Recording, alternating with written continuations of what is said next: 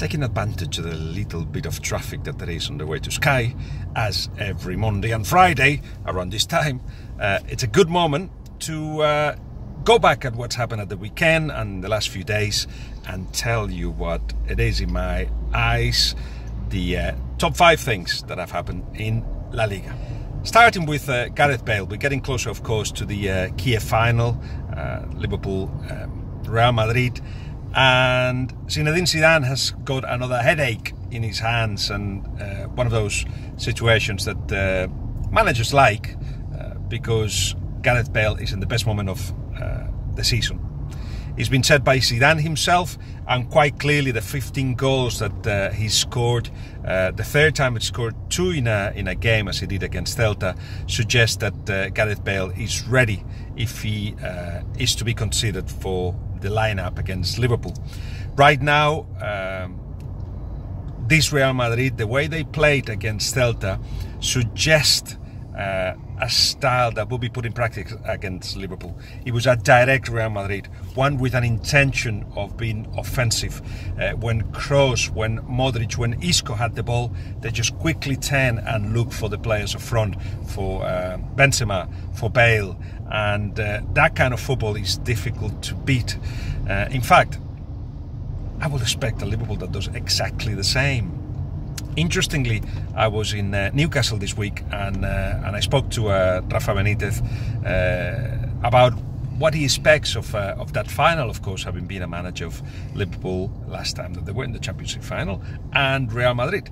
And he pointed out very clearly at something that can take the game to Liverpool, which is the intensity of the football, with or without the ball. The fact that when they have the ball, they got so much intention of going forward. For Real Madrid is about quality, and it's about control of the game sometimes, and game management. No doubt that they have the experience for it, but the intensity of Liverpool is something that he insisted on because he feels that's what can beat Real Madrid. Now, if we see a Real Madrid that does what they did against Celta, you'll find the same intensity with Real Madrid. That's why more and more this game seems to me like a coin in the air. It could just go either way.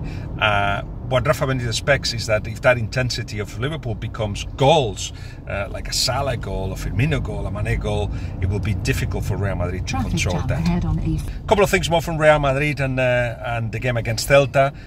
They started to recover some of the injured players, so Isco was back. Carvajal will be ready for the final. Cristiano Ronaldo may even have some minutes in the last game of the season next weekend, but things are going well on that department. Everybody will be ready for the Champions League final. And the last thing on Gareth Bale, remember that he does not want to go anywhere. He wants to stay in Madrid. That's what he wants to do. And Real Madrid are telling him exactly that. The problem is Real Madrid need to raise money if they want to go for a big player, big Galactico next season. More on that in a little bit later. 2. Talking of which, talking of the future of stars at Real Madrid, there's been a lot of talk on Neymar and how Real Madrid want to get him away from PSG. Remember, it would be the 3rd time that Real Madrid go after him. When he was a teenager, he spent some time in the training, doing some training sessions with Real Madrid, and then when he was at Santos, he actually passed a medical with Real Madrid.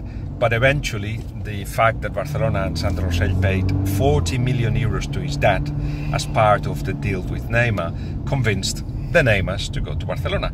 And Barcelona even used the medical report of Real Madrid as part of their contract and insurance. So, Real Madrid quite clearly would like to get Neymar on board, but this summer is not going to be possible. I don't think it's going to be possible. Some clues from PSG, the message is very clear. 2,000% he's going to stay at PSG. 2, the fact that he's taking a picture with a new shirt saying, you know, I'm looking forward to wearing this shirt next season with PSG. Yes, he may be playing his game, but it seems like the pressure being put today is not so much about leaving this summer, it's more about leaving perhaps the summer after. I see Neymar staying. because Qatar, because PSG, the owners, have got no intention of letting him go. It's become a personal issue, and they think that even if they get fined for financial fair play problems, they will try to sort them out by selling some of their players. For instance, Di Maria have made contact with Barcelona. He would like to go to Barcelona. I think he's not a target for Barcelona, but it means that he will be looking for a top team for next season. For Barcelona, and we're going to get into that, the targets are different. 3. Barcelona did not manage to maintain that unbeaten record, and that was down to poor defensive performance, not just from the back four, not just from the two centre-backs, Yerry Mina and Vermaelen, until Vermaelen got injured and Piqué came on. Yerry Mina was bad, really bad, and confirmation that he needs to be sent on loan. Not only he uses one of the non-European places, but also he hasn't shown any quality or enough quality to be part of Barcelona. So Yerry Mina will leave at the end of the season on loan, and he was to blame, or was partly to blame, for the 5 goals that Barcelona conceded.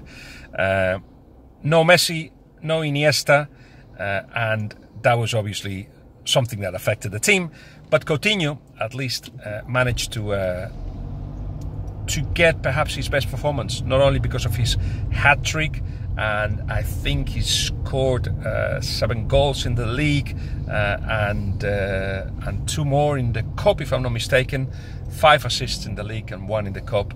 So in the 5 months that he's been at Barcelona, his stats suggest that he's had an extraordinary 5 months. I would say that his performances suggest there's still got to improve, but when he is a clear striker, clear forward, Coutinho has got all it is required to play for Barcelona, but he's not a replacement for Iniesta. He's not a midfielder, and it'll take him a while to do so. Barcelona needs midfielders. But in any case, Coutinho shooting from a distance was pretty useful. The fact that he has got a great vision for the last pass made him very useful as well for Barcelona. He helped with the almost comeback, but the unbeaten record of Barcelona is finished when there is only 1 game left. Now, the 2 moments where Barcelona had needed an extra beat from their non-regulars, like, for instance, the last few minutes against Roma, and this one, they haven't delivered. As I keep saying, this Barcelona is not a strong Barcelona in terms of depth. They need to improve on that, and everybody's very aware of it. But you have to give credit to Levante, which is one of the stories of the season, and that's my next point. Paco Lopez has done an extraordinary job with Levante. It is, let me have a look, basically 8 victories in the 10 games that he's been in charge, when they had been 15 games before that with Muñiz, the previous manager, not winning. So after 15 games and no victory, these 8 after 10 suggest that he's been giving something to the side. Well, number 1, he's asked the players to be more offensive. But number 2, more importantly, and that has been recognized by all the players, he's released them of pressure. He's just been saying to them, just feel free, do what you can do on the pitch, don't do more, don't do less though.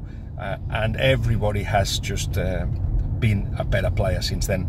Starting with Morales in the centre midfield, one of the stars of La Liga this season. He's been fantastic, especially in the last third of the season, but was one of the bright spots of Levante anyway before Muñiz left.